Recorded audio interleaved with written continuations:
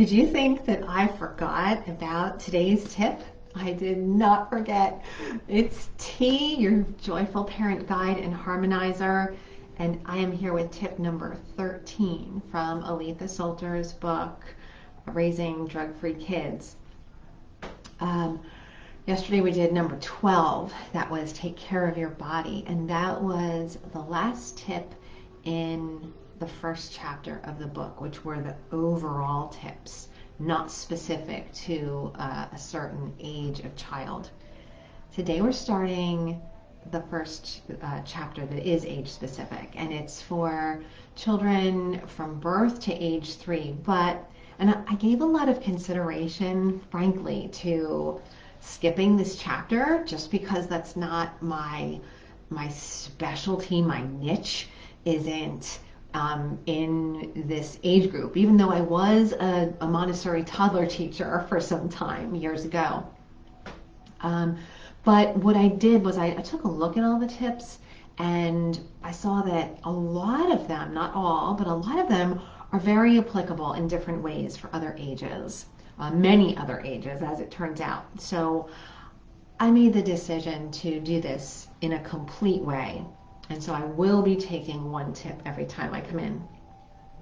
So tip 13 it's pretty specific. It is strive for a drug-free pregnancy and birth. And obviously this is this is before the child is born, right? The 9 months before. And I don't disagree with anything that Aletha has in this chapter. She talks about eliminating, limiting if not eliminating any exposure to addictive drugs or to alcohol, because those can cross the placenta into the fetus's bloodstream. It's not ideal, okay? But even extending from potentially addictive substances, it goes to also prescription medications, non-prescription medications, even some herbal remedies. You just want to be sure that you have checked in with whoever has either prescribed or suggested that you take these substances, and let them know that you're pregnant, and ask them about the interactions. And if they don't seem extremely knowledgeable about interactions for pregnant moms, then Google is your friend, and you can Google it, and there might be a whole dozens and dozens of sources, but you can look and see which ones seem more scientific and come from more scientific sources. So do your research, okay? I guess that's the point. And then another thing she talks about is trying for an unmedicated birth. And I'm just going to say that sometimes this is in our hands and sometimes it's not. So let's just say that first. And I will tell you, when I was pregnant the first time, I read, I don't know how many books.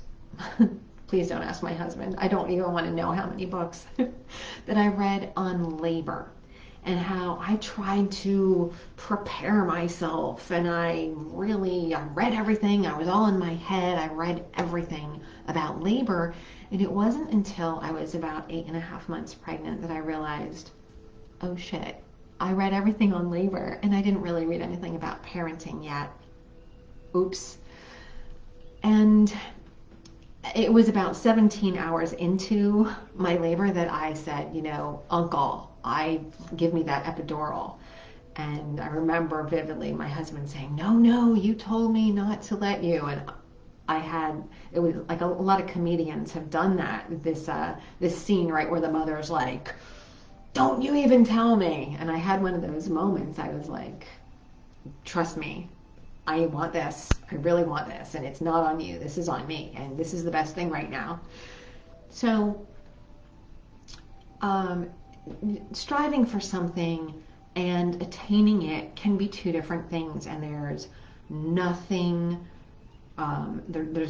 to go into regret and resentment and bitterness against yourself about. around that. We're not always in control of all the circumstances.